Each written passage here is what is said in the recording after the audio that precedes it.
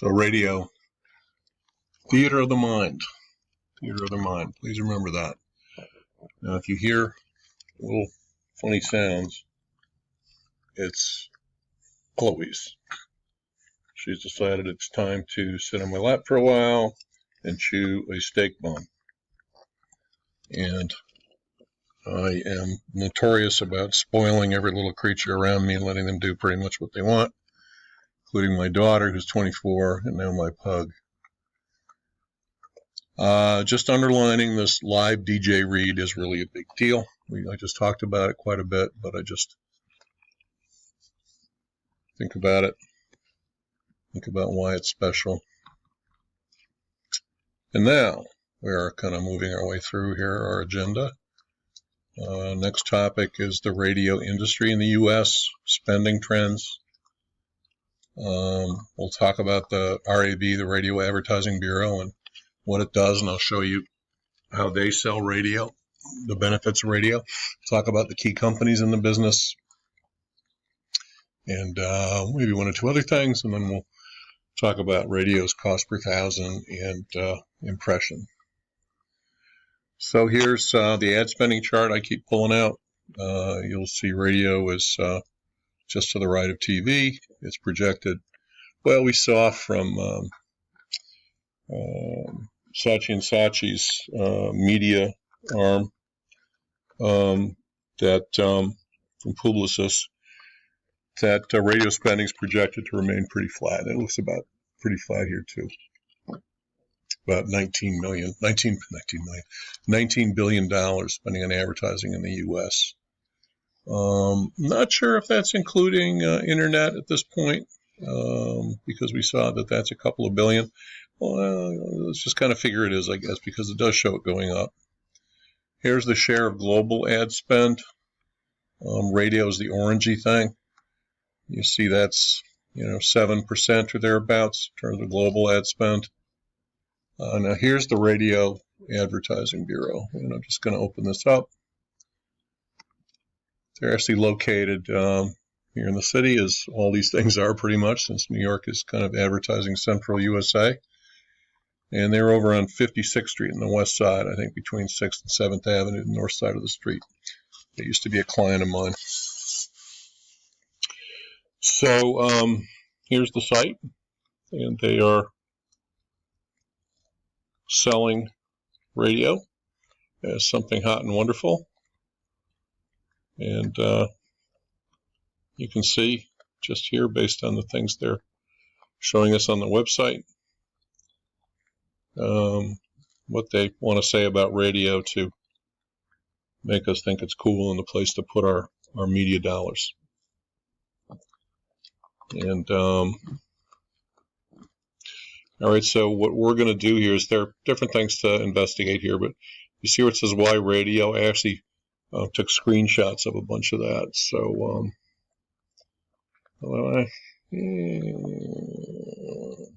yeah, I guess we'll just go ahead and do that since I took the trouble of it. And we'll just keep going here. Radio Advertising Bureau. Oh, how did we get back here? Whoops. Okay. So here's the why radio from the RAB. This is the first thing. Radio reaches 90% of people 12 and older. Okay. Often considered a frequency medium because it's relatively cheap. You can buy lots of ads for maybe not a lot of money. And they're saying that you can actually use it to build your reach against your audience. Anyway, this gets a little fancy. Targeting. Okay, it does have a ability to hit narrow target groups. Korean Americans, for instance, in New York. Immediacy can reach because it reaches them in their car. Could be on the way to the store or to the restaurant while they're hungry for the fast food ad. Okay, loyalty. People like their stations. It's number one source of music discovery. People listen to the news on the radio. People listen to relatively few stations and are loyal to their favorites. Like I can tell you, Eloise, you like NPR, right? Yeah, she nodded. Yeah. Low level of ad avoidance. Yeah, you can't actually fast forward the ads on radio, right? Like you can with TV. So there's not as much ad avoidance actually with radio. It's a good point I hadn't really thought about too much. Listeners are engaged with their preferred radio stations, sort of like we said about magazines. Intimacy. Only a third of radio time is commercials. 2/3 of newspapers are commercials. 1/5 of each hour is for radio, which is not so bad. Okay. And only one spot's on at a time. It adds frequency to other media. Audio-only medium stimulates a different part of the brain than video, print, or online images. That's true. They also can drive consumers to websites and to do search. Here's the frequency, and radio can help do that. Now here's one of the last points, which is theater of the mind. Stimulates emotion-filled images within the listener's own mind and can recall video images. And affordable production we've talked about. It's also very flexible. I mean, you can write a new radio script and have it on the air the next day. Cost effective. The CPM is less than TV and print in most major media. Okay, so that's how radio is sold, and that's the Key Trade Association for Radio. Here are the big companies who are in the radio business. Sinclair Broadcast Group is a little controversial. This is a very conservative, politically, culturally company. They own TV stations and radio stations. Some of them are very Christian broadcast. iHeartRadio is the big monster in the room. They're the biggest in the country. They own stations in almost every major market, if not every major market.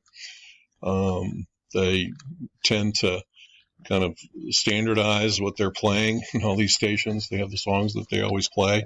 They don't seem to want to spend too much on DJs and people with personalities. In fact, I've been reading more and more that in some smaller stations and smaller markets, these local DJs who sometimes only make the minimum wage are being fired because programming is being handled from some kind of central spot and sent over digitally in terms of what the music list is. And so they don't need to pay this local person who sometimes, is very much liked by the local folks in the community. Radio stations can do events, remote events. By the way, I haven't really talked about this much, and I think it's popping into my poor empty head right now that value added is another thing that, you can demand from magazines. We talked about that. You can also work with radio stations on that because, when they have that local presence, they can host a live event. They can, do their broadcast from a parking lot of the such and such a mall or the Walmart, the local Walmart, and an advertiser, could have her fresh new apple cider be tasted along with the new donuts that they're making, and make a bunch of announcements to all the listeners, have them drive on down to the mall and get, $20 discount on army boots or whatever it is. I mean, you can really have some fun and do some kind of, local, really experiential marketing, kind of led and built by the radio station and its audience. So I'm just mentioning that while I think of it. iHeartRadio is huge. Their headquarters are in the same building, by the way, as the Radio Advertising Bureau. And the guy who runs iHeartRadio now is the guy who's credited with founding MTV. His name is Bob Pittman. Sirius, I think most of us know about now. They kind of own the satellite radio business. Spotify, I know, is extremely popular with folks your age in terms of what they can do in their radio. And then NPR this is Eloise's favorite, of course. This is National Public Broadcasting, and we haven't really talked about public media, but that's what NPR is. So NPR produces programs which are syndicated by local public radio stations all over the country. One of my favorites used to be something called the Prairie Home Companion. You guys probably never heard of it. The host, Garrison Keillor, basically reproduced an old radio variety show, and hosted from Minneapolis quite a lot, which is where he was from. And it was very homespun. It was Saturday nights for 2 hours. Skits, music, a lot of musical guests, funny senses of humor, and always ended with his story from Lake Wobegon, a little community where, let's see, what did they say? All the women are good looking, the men are taller than average, and the children are smarter than you could believe. So anyway, NPR. These are the players now, really. And podcast, of course, is this growing sexy thing that I love the name of. Brilliant marketing. CPM-wise, you'll see radio is the green, is the, no, it isn't. It's the blue, just one little thing, radio, $10 CPM. So what was said there by the RAB is true. Right in the middle kind of CPM for radio. And you remember our ways of evaluating media types, measurability, CPM. So radio's got a reasonable CPM. Quality of impression is limited because it's only audio. Can have plenty of depth of sale. It's not very avoidable, which is an interesting point. And I guess I did a Google search of theater of the mind looking for images, and I somehow got this picture of a woman all dressed up like from the 80s, vacuuming in the desert. Not sure exactly why, but I guess it's the pyramids. Looks like a pyramid in the background. So just don't forget that if you ask your creative agency to not just do a flat radio commercial, but to use some imagination and create a sense of place and time and have a few sound effects. Of course, the one obvious thing people often do with radio is a jingle to remember a phone number, the name of a company. That's a great idea in radio, but there are things you can do to make it work harder than it ought to. So we're just working our way to the end here. Here are some advantages and disadvantages. It's cheap. You can get a disc jockey to get involved with your ad. You can do a long ad. Radio will do pay-per-order deals with its open inventory, particularly if they're on around the clock or late at night. That inventory nobody wants. Drive time will be harder, but they will do those things. It's very flexible. You can get scripts and ads recorded very quickly and sent to the station and pretty much have something on within a day. So it's very flexible. And production costs, both for the programming and the ads, is very, very cheap. There's no savable response device. There's no visual impact. And people in their cars, although they're on their way to restaurants and to shop, and so they're good people to reach, may not be able to respond to a direct response ad right away. Now, this is from your book. It's a local medium with local appeal, particularly if they keep their local disc jockey. Formats. Audiences are attracted to different formats. Imagery transfer, I think she means it's theater of the mind with that. It's cheap. It builds frequency because it's so cheap. You can have lots of spots. Radio has been proven to have a good return on investment. That's why she included that. Flexible messages. Not sure exactly what she meant with that, but it sounds good. Disadvantages are it can be on in the background, sound only, short message life.